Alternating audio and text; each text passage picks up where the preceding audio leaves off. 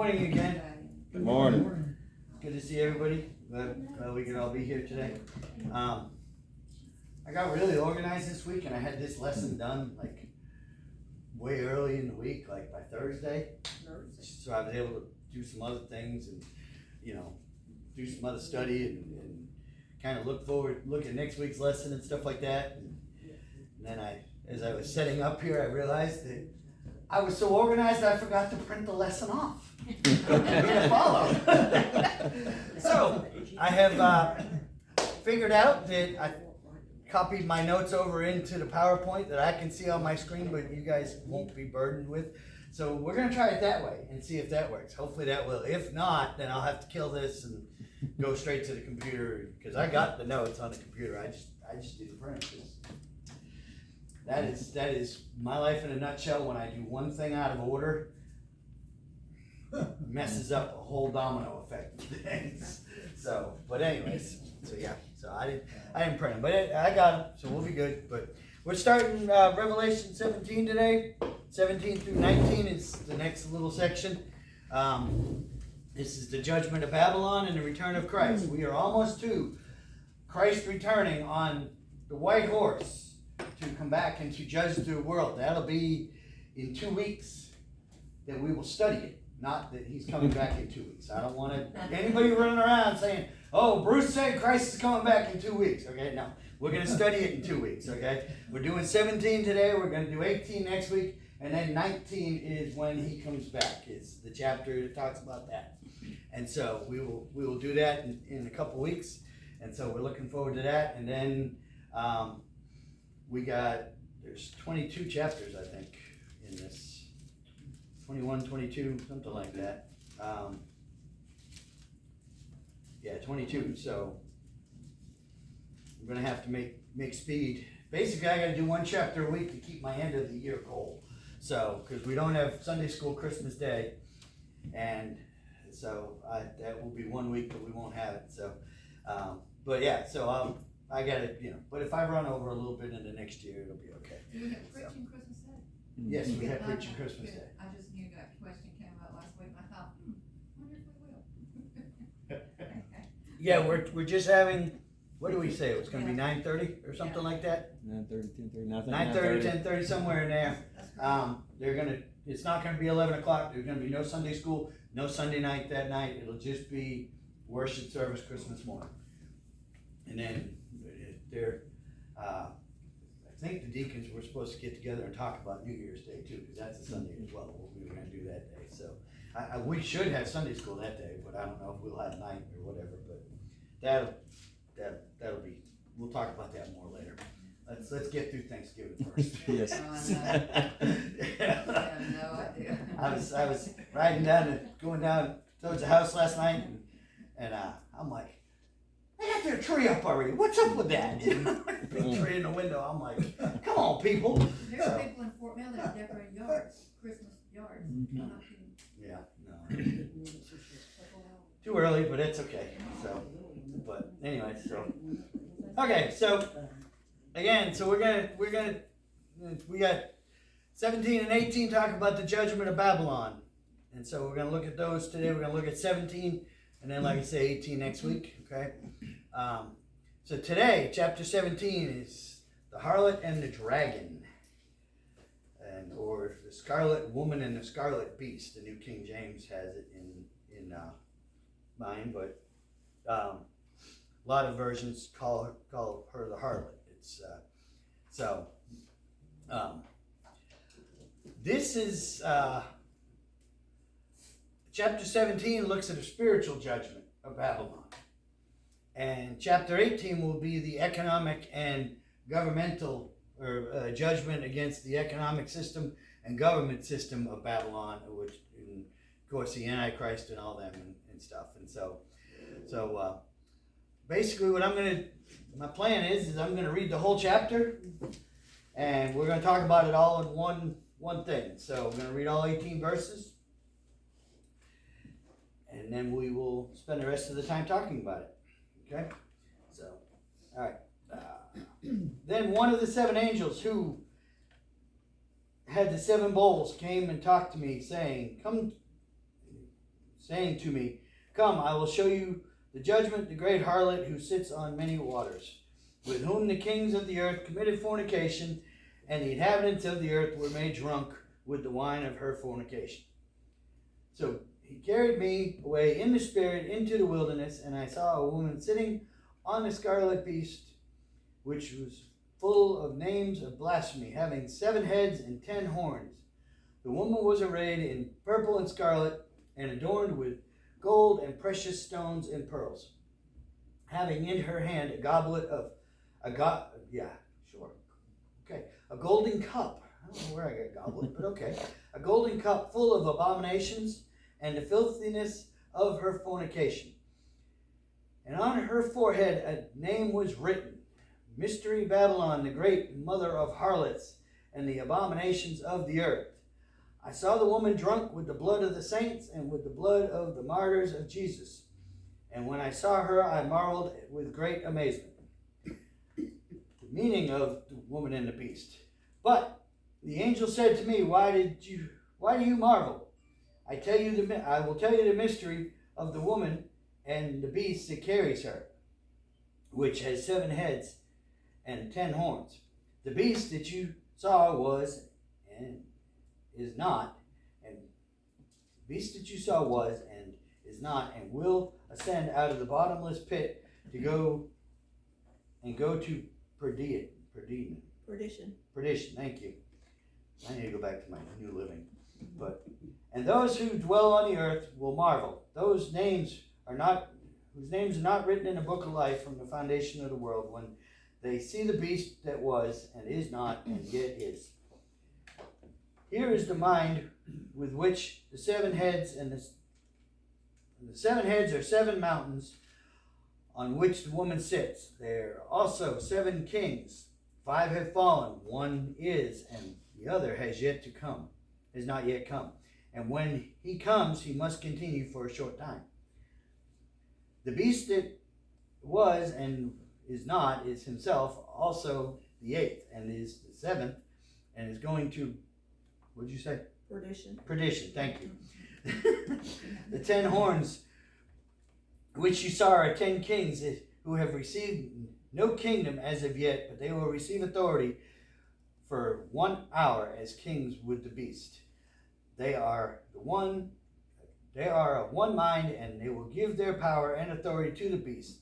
These will make war with the Lamb, and the Lamb will overcome them, for he is the Lord of lords and King of kings, and those who are with him are called the chosen and faithful. Then he said to me, The waters which you saw, where the harlot sits, the peoples, multitudes, nations, and tongues.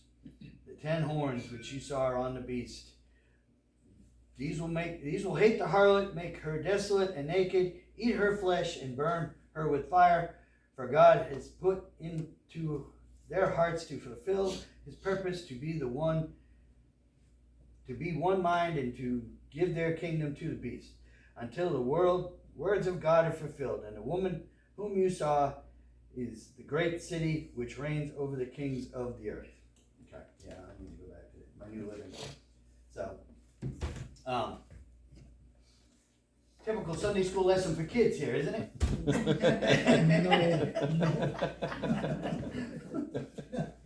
Well, your Bible says a nice word. They say harlot. My Bible says it's a real word. Okay. This chapter is deep in symbolism. Okay, we talked in the beginning of all this study of Revelation that there would be a lot of symbolism throughout. We got symbolism in this chapter. Okay, this one is symbolism from the beginning to the end. Okay, we know, first of all, we know who the beast is because we've seen this beast before. This is the beast that comes up out of the water. This is the devil. This is God. This is Satan himself in the form of a beast. Okay, and so he will rule the earth at a point in time. Okay. Now I know we just did the bowls of wrath. Okay, this is one of those points where things get a little crazy and confusing, and a lot of people get mixed up with stuff. I know we just did the bowls of wrath, and we looked at the bowls of wrath and how that was going to lead up to the return of Christ, or just about to the return of Christ. So this is kind of like this doesn't fit the timeline. This is happening, this event is happening before, in the first part of the tribulation, the first 3.5 years. This is not happening in the end of the tribulation. Okay? Because what this is, and as I got up here, the harlot, or whatever other word the Bible's used, prostitute, whore, whatever, the harlot is all false religions throughout all the ages. Okay? Now, Babylon is the literal Babylon here, talking about it, because pretty much most, if not a lot of the false religions were birthed out of Babylon. Babylon was set up by a guy by the name of Nimrod. There it is. Come on, come back here. Where'd you go? You're gonna make my life miserable, aren't you? There we go. Don't move. Stay there. It was built by a guy named Nimrod. He's talked about briefly in the book of Genesis, okay? Babylon is where the Tower of Babel was built. That they were trying to build the tower because they wanted to get to God. They felt that they could get to God. They felt that they had the technology, that they could reach God just by their own human strength. And then that's when God confused the language, and everybody kind of spread out at that point and all that. And so, because nobody could talk to each other. So that happened at this time, okay? But there was a false religion that came forth from here. As the city grew older, it did not get any closer to God. In fact, a false religion of worship of mother and child came from this. And if I have all the details of this right, which I think I do, the wife of Nimrod, I think it was, but it might not have been his wife, but I think it was, it was some woman during that time period or whatever, had a son that was killed by a wild beast. And after about a month, after the period of mourning, which was about a month at that point in time, by my understanding, is that the child came back to life after 30 days. And supposedly, and this is what so they started worshiping her and the child as gods. And that started to lead to many false religions, and a lot of things have kind of taken place from there. And so, I mean, we do know that not all came from there, but this was like the first. This was about the first one of false religions. And basically it's the symbolism in this is that the harlot represents any religious system, anything that is opposed to the one true God that we know and that we worship. And that could be even variations of Christianity. We know that there's a lot of, because the Bible does get talked about in different ways and interpreted, but it's any religious system that's opposed to God, or it sets up their own God. And so at the end, they will be judged, and we'll see the judgment here later on. We see the judgment later on in the book. But one thing about a lot of the false religions throughout all of history is that they have aligned themselves with governments over the years. Big time, major alignment with governments, and had a ton of power and a ton of influence over those governments. Okay, we see that today with ISIS. ISIS has aligned themselves with some governments and has free reign to do what they want to do, and influences and actually intimidates some governments into doing what they want. And so we see that even today. And that's been going on for centuries. It's been throughout a lot of the empire, a lot of the emperors, and empires throughout the world and all that. This has been going on. We saw, the Romans align themselves or the Jews, a lot of ways align themselves with the Romans. Yes, they were oppressed by the Romans, but they also, in order to try to kind of ease some of that oppression, they aligned themselves and they tried to influence and stuff. And so we do see throughout different points in history that these different religious systems, spiritual, religious, whatever you want to call them, false religions, bottom line, they're opposed to God. They're not worshiping the one true God. They are very influential. So we see that even the Philistines, their God was Dagon, and they only did what Dagon told them to do. And so we see this throughout a lot of history. And so basically what's going to happen here is that the start of the tribulation, there's going to be a one world religion created. Or, well, actually, I'm sorry, yeah, they'll be working towards a one world religion. And the harlot, as it's represented here, will be the only one. She'll be there'll be one religion, and they'll be out to get all the Christians. All those that oppose them, they will be out to get. And that's why it says that she's drunk on the blood of the saints, on the blood of the saints and the martyrs. Is that they're going to do everything they can to kill and to destroy, that religion will, and they will set themselves up. And then we'll see that the fact that she's sitting on many waters talks about the reach that she has, the control that the religion has over the world, okay? And so they will spread worldwide.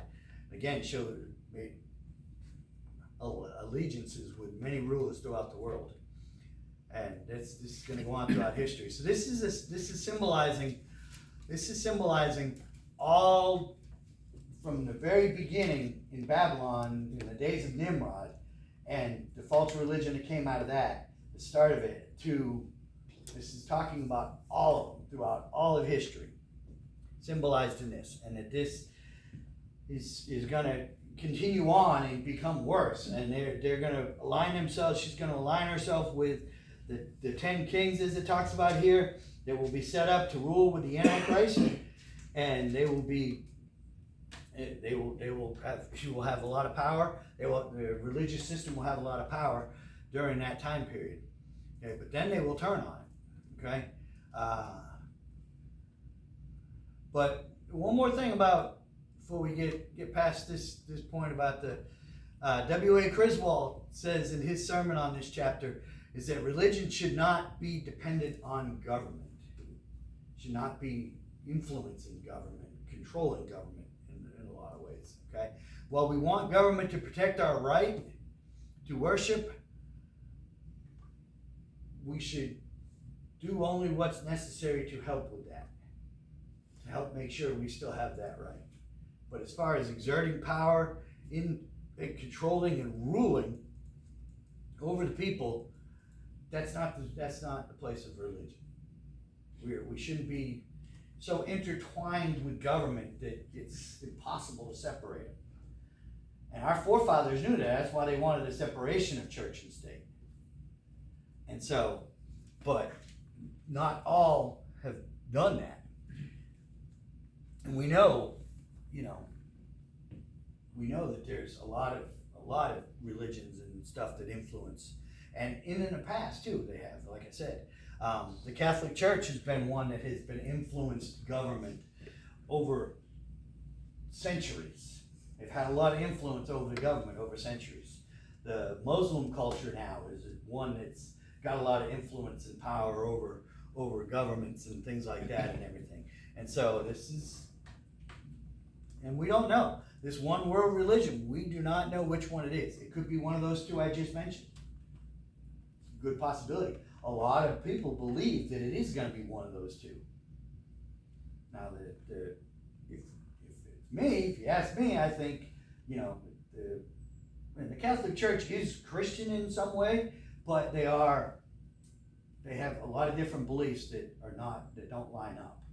Like Mary, worship of Mary, worship of the saints. We should revere them, you know, and say, yes, they were there, we need to learn from them and stuff like that, like we do with the teachings that we have in the Bible, but we don't worship them. And that's where the Catholic Church kind of goes astray in a lot of areas in that, is that they worship, they put more weight on them than they should have. And so our one main focus should be worship of God, and that's it. And it's, you know, but the Catholic Church has gotten weaker over the last century especially. And so if a lot of people, you know, like I say, a lot of people I read behind and stuff like that believe that it's probably going to be one of these two will be the main religion. Probably going to be more the Muslim religion, because Muslim religion, especially if things continue to grow, because the Muslim religion right now is growing faster than any other religion on Yeah, I face of the saw earth. just recently, Bruce, where by the year 2050, there'll be enough Muslims in America to elect a president. That's how fast they're growing. Yeah. So So Dr. Ross, they tried to get him elected, he's Muslim. yeah. He just So- barely did, he was ahead, and then all of a sudden, poof, more ballots. So, but let's, you know, but we don't want to get hung up on which one it's going to be and that kind of stuff. Again, that's one of them non-salvation issues that I keep referring to, that people want to argue about, and talk about, whatever. Okay, it's not our religion. It's not what we follow, you know, and I don't even really like calling Christianity a religion. It really is, but ours is based on the relationship that we have personally with God and through Jesus Christ. So ours should be more of a relationship. It shouldn't be just, and God speaks. I was reading some stuff in Isaiah and stuff earlier this week, and that, you know, God speaks and about just going through the motions of worship and stuff. And, you know, he was talking about how it's a foul stench to him when we just are doing worship just to be doing worship. In vain. Exactly. Yeah, But Bruce, Yeah. what I don't understand, okay, this is what we have been brought up with all Yeah. of our life. Yep. Okay, if you look at Muslims, that's what they've been brought up with all their life. Right. And Catholic, that's the way they've been brought up. So Right. how are you gonna change their thinking, to that? And I know you're an ex-Catholic, but, I mean, That's not the point, I mean, I agree with what you say, but you're not going to change, unfortunately. but I mean, I don't understand if our Bible Mm-hmm. is the only way right, which I believe, Mhm. and other people don't believe, I don't know what I'm trying to say. I understand perfectly. That's because when where- it's Daniel, he's got a different religion That- from us. I That's don't where- understand how how can you change, how can you change the people if that's the only way they know how to do? We can't. Not We going can't. to. God has to change people's hearts. Okay? What we are called to do is be that light and be the salt. Yeah. And be the ones that, by the way we live our lives, Yes. that they see difference in us and they desire to, and they think, wait a minute, I don't have that. I got religion, but I don't have that. What's different? And then that attracts them to finding out what's going on with us. And then we're in a position we're able to tell them. But God is the one that actually does the changing. We can't. Some of these people, these preachers or whatever, that say, "Oh, I've saved hundreds and millions of people." You know, you haven't. You haven't saved one person. You can't. Jesus saves. yeah. You can tell them. You can teach them. You can preach to them. You can whatever, but you ain't saving them.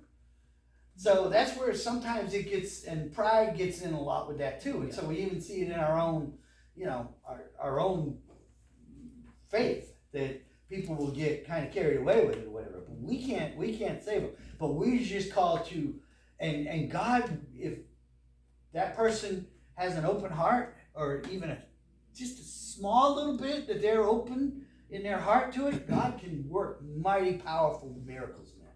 So that's how the change happens with people. And that's what we've been looking at with a lot of what happens in the book of Revelations. God is trying to reach people. Because the other thing is that sometimes you get people that have these things, have these brought up in a Catholic church, or brought up in Muslim, or brought up Buddhist, or brought up whatever. But you're right, that's the only thing that they know because that's what they've been taught. But then events happen in their lives that cause them to question their faith. Just like events happen in the lives of Christians that cause Christians. We're seeing it right now. There's a lot of falling away of people right now that are denouncing their faith. It's really sad to see. But they're coming out and saying that they're not Christians. They're not Christians anymore.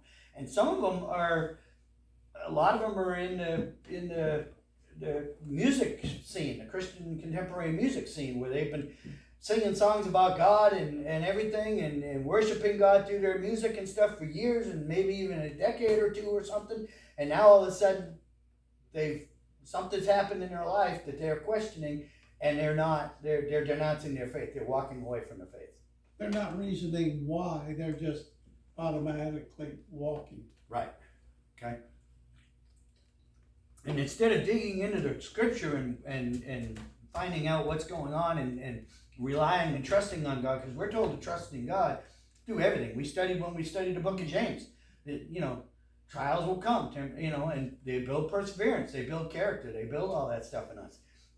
A lot of people, their faith is shallow, or has gotten shallow, because they aren't walking strong with the Lord, that when something comes, they turn their back, denounce it, and walk away. And that happens in a lot of religions. And so God uses these events to reach people of other religions, or even an atheist. Atheism is a religion, if you want to call it that or not, but it is.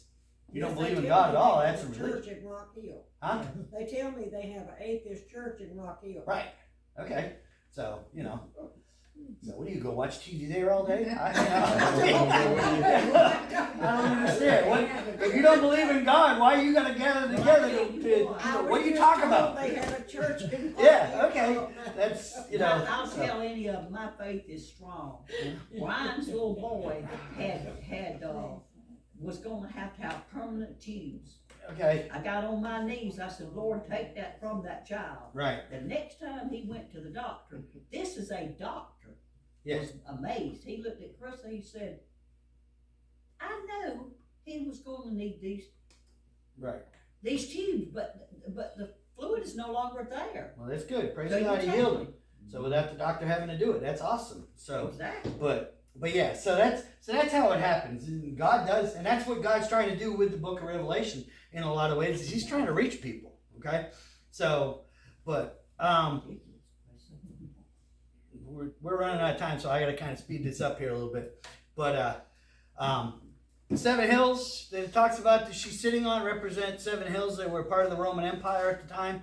That's the biggest belief there, or there may be a symbolic meaning behind it. It was really, I didn't really dig into it because it was really what little bit I saw of it was really kind of cloudy and muddy. And so, but the 7 kings, and it talks about, they're believed to be the empires of Syria, Babylon, Mede, Persia, and Greece. Those are the 5 that were past. It says there are 5 that were, the 1 present, and during the time that he wrote that would have been the Roman Empire. And then 1 that is to come, which is the Antichrist. So again, that's Babylon, Mede, Persia, Syria, and Greece. Not in that order, but and then Roman Empire would be the one that is at the time, and then the one to come would be the rule of the Antichrist. And so all those empires opposed Israel and opposed God. Every one of those. Okay? So this takes place in the first part of the tribulation we talked about. At the midpoint of the tribulation, the Antichrist will break the agreement that he has with Israel, and he will also go into the temple that will be in Israel that they will be able to worship in, and he will declare himself God. The book of Daniel talks about how there will be a desecration in the temple of God, and this is when it'll happen, is that about the midway point of the tribulation. The Antichrist is gonna, he comes into means by a peaceful power, and then he will turn on everybody and break his agreement. And he will declare himself God. And we already saw how they will build a statue of the beast, and that they will want everybody to worship the statue of the beast.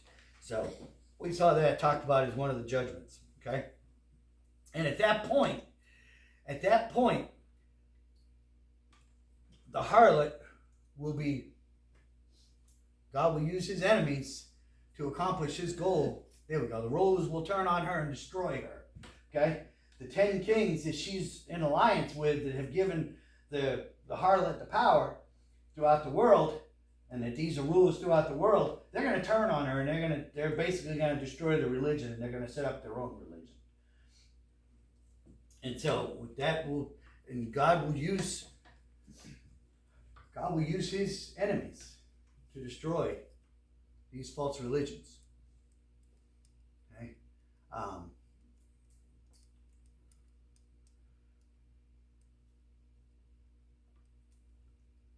We have seen the system of the world work with the church that believes anything but the one true God to gain advantage on the earth. Okay, yeah, the system of government is going to work with any religion that will be against God. That's the point that's coming here, and it's already happened in a lot of years. Okay, in over the years and everything. So, and that's what it talks about here at the end of the chapter, though, is that they are going to turn on her at the midway point in the tribulation, and that's when she becomes. They're going to all those pleasant things they said they were going to do to her, strip her naked and eat her flesh and all that kind of fun stuff. So yeah, so that'll be they will make her desolate and naked, eat her flesh and burn her with fire. Right. So the rulers of the world will destroy that religion, and so by any means possible, and there'll be nothing left of it. So the one world religion and everything else, and they're trying to do that with Christianity throughout all of history, ever since they started in Acts. Let me rephrase this. Saul was trying to wipe them out before God got a hold of him on the Damascus Road. So there's an inverted example of a conversion right there. So, but yeah, so, okay. Any questions, comments, thoughts? I know symbolism is hard. I have a hard time talking about it. And so the next chapter I'm going to struggle with too, because there's a lot more symbolism next week too. After that, I'm hoping that everything is just like straightforward. But, any questions, comments, thoughts? But basically what's going to happen is that the false religions this is showing the false religions from the days of early Babylon all the way through history is going to be, they're going to form an alliance with the Antichrist, and then that alliance will be destroyed, and the religions will be destroyed, and then the Antichrist will set up his own. So that about sums up chapter 17. Anybody got anything? Okay. Did I make it somewhat clear? Clear as mud? Huh? Clear as mud? Yeah, I believe you. I really do. So, I'm kidding. it took, I did, I had this, like I said, I had this done earlier in the week, but it still, it took a lot for me to actually get to a point where I felt comfortable to understand it, and then, I don't feel like I've described it well here today, but I hope so.